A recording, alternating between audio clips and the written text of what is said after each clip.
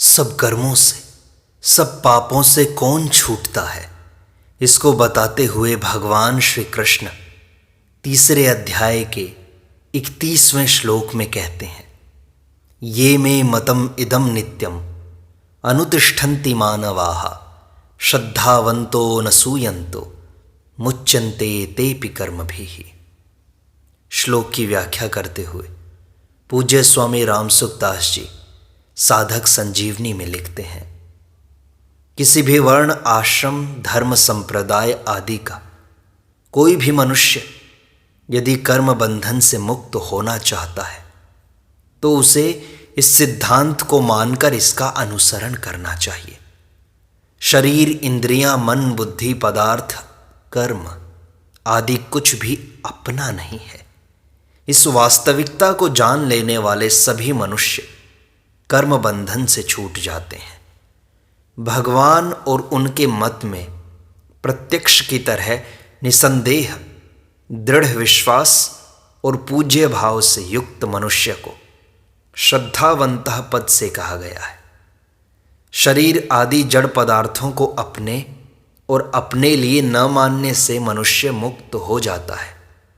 इस वास्तविकता पर श्रद्धा होने से जड़ता के माने हुए संबंध का त्याग करना सुगम हो जाता है। श्रद्धावान साधक ही सत शास्त्र, सत चर्चा और सत्संग की बातें सुनता है और उनको आचरण में लाता है। मनुष्य शरीर परमात्मा प्राप्ति के लिए ही मिला है, अतः परमात्मा को ही प्राप्त करने की एकमात्र उत्कट अभिलाषा होने पर साधक में श्रद्धा, तत्परता, संयतेंद्रियता आदि स्वतः आ जाते हैं। अतः साधक को मुख्य रूप से परमात्मा प्राप्ति की अभिलाषा को ही तीव्र बनाना चाहिए। भगवान का मत तो उत्तम है, पर भगवान कितनी आत्मश्लाघा, अभिमान की बात कहते हैं कि सब कुछ मेरे ही अर्पण कर दो, अथवा यह मत तो अच्छा है, पर कर्मों के द्वारा भगवत प्राप्ति कैसे हो सकती है?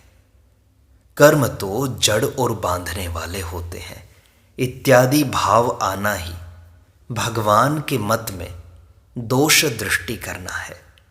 साधक को भगवान और उनके मत दोनों में ही दोष दृष्टि नहीं करनी चाहिए। वास्तव में सब कुछ भगवान का ही है।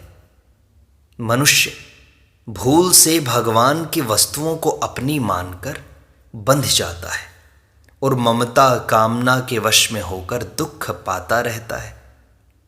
अतः इस अपनेपन का त्याग करवाकर मनुष्य का उद्धार करने के लिए कि वह सदा के लिए सुखी हो जाए, भगवान अपनी सहज करुणा से सब कुछ अपने अर्पण करने की बात कहते हैं।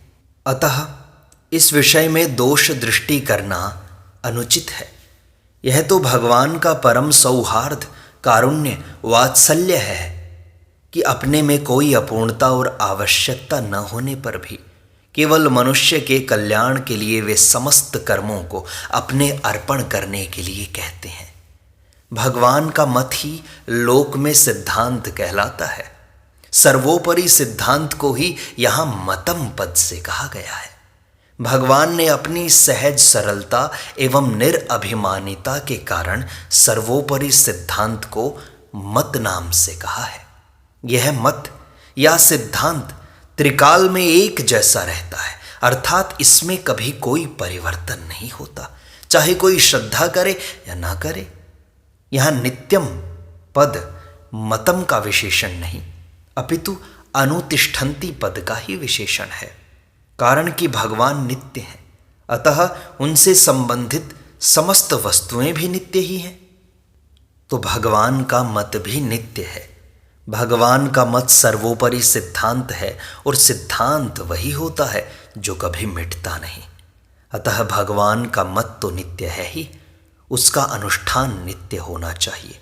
इसलिए यहाँ क्रिया विशेषण नित्यम पद देने का तात्पर्य है भगवान के मत पर नित्य निरंतर स्थित रहना तथा इसके अनुसार अनुष्ठान करना। प्रश्न आता है कि भगवान का मत क्या है और उसका सदा अनुष्ठान कैसे किया जाए?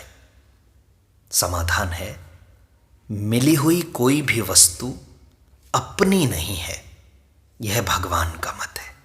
शरीर, इंद्रियां, मन, बुद्धि, प्राण, धन, संपत्ति, पदार्थ आदि सब प्रकृति के कार्य हैं और संसार भी प्रकृति का कार्य है। इसलिए इन वस्तुओं की संसार से एकता है तथा परमात्मा का अंश होने से स्वयं की परमात्मा से एकता है। अतः ये वस्तुएं व्यक्तिगत नहीं है, अपितु इनके उपयोग का अधिकार व्यक्तिगत है। इसके सिवाय सद्गुण, सदाचार, त्याग, वैराग्य, दया, क्षमा इत्यादि भी व्यक्तिगत नहीं है, अपितु भगवान के हैं। ये दैवी संपत्ति अर्थात भगवत प्राप्ति की संपत्ति होने से भगवान के ही हैं। यदि ये सद्गुण, सदाचार आदि अपने होते तो इन पर हमारा पूरा अधिकार होता और हमारी सम्मति के बिना किसी दूसरे को इनकी प्राप्ति न होती। इनको अपना मानने से तो अभिमान ही होता है, जो आसुरी संपत्ति का मूल है। जो वस्तु अपनी नहीं है उसे अपनी मानने से और उसकी प्राप्ति के लिए कर्म करने से ही बंधन होता है। शरीर आदि वस्तुएं अपनी तो हैं ही नहीं, अपने लिए भी नहीं है। यदि ये अपने लिए होती तो इनकी प्राप्ति से हमें पूर्ण तृप्ति या संतोष हो जाता, पूर्णता का अनुभव हो जाता। परंतु सांसारिक वस्तुएं कितनी ही क्यों न मिल जाएं, कभी तृप्ति नहीं होती। तृप्ति या पूर्णता का अनुभव उस वस्तु भगवान के मिलने पर होता है, जो वास्तव में अपनी है।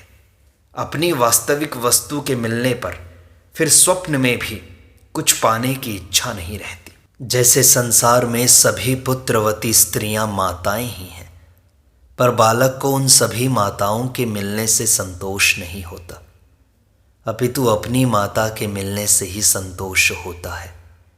इसी तरह जब तक और पाने की इच्छा रहती है तब तक यही समझना चाहिए कि अपनी वस्तु मिली ही नहीं। मिली हुई वस्तुओं को भूल से भले ही अपनी मान लें, पर वास्तव में वे अपनी हैं नहीं और इसलिए उनसे अपनी तृप्ति भी नहीं होती। अतः मिली हुई कोई भी वस्तु अपनी और अपने लिए नहीं है। शरीर आदि प्राप्त वस्तुओं को न तो हम अपने साथ लाए थे और न ही अपने साथ ले जा सकते हैं, तथा वर्तमान में भी हमारे से प्रतिक्षण वियुक्त हो रही हैं। वर्तमान में ये जो अपनी प्रतीत होती हैं वह भी सदुपयोग करने अर्थात दूसरों के हित में लगाने के लिए, न कि अपना अधिकार जमाने के लिए। अतः हमें प्राप्त वस्तुओं का सदुपयोग करने का ही अधिकार है, अपनी मानने का नहीं। भगवान ने मनुष्य को ये वस्तुएं इतनी उदारता पूर्वक और इस ढंग से दी हैं कि मनुष्य को ये वस्तुएं अपनी ही दिखाई देने लगती हैं। इन वस्तुओं को अपनी मान लेना भगवान की उदारता का दुरुपयोग करना है। जो वस्तुएं अपनी नहीं हैं पर जिन्हें भूल से अपनी मान लिया है, उस भूल को मिटाने के लिए साधक अध्यात्म चित्त से गहरा विचार करके उन्हें भगवान के अर्पण कर दे, अर्थात भूल से माना हुआ अपनापन हटा ले बस, जिसका एकमात्र उद्देश्य परमात्मा की प्राप्ति करना है। ऐसा साधक यदि गंभीरता पूर्वक विचार करे तो उसे स्पष्ट रूप से समझ में आएगा कि मिली हुई कोई भी वस्तु अपनी नहीं होती, अपितु बिछुड़ने वाली होती है। शरीर, पद, अधिकार, शिक्षा, योग्यता, धन, संपत्ति, जमीन आदि जो कुछ मिला है संसार से ही मिला है और संसार के लिए ही है। मिली हुई वस्तुओं को चाहे संसार का माने, चाहे प्रकृति का माने और चाहे भगवान का माने, पर मुख्य बात यही है कि वे अपनी नहीं हैं। जो वस्तुएं अपनी नहीं हैं वे अपने लिए कैसे हो सकती हैं? साधक को न तो कोई वस्तु अपनी माननी है और न कोई कर्म ही अपने लिए करना है। अपने लिए किए गए कर्म बांधने वाले होते हैं और यज्ञ कर्म, अपने से अतिरिक्त अन्य के लिए किए गए कर्म मनुष्य को बांधने वाले नहीं होते।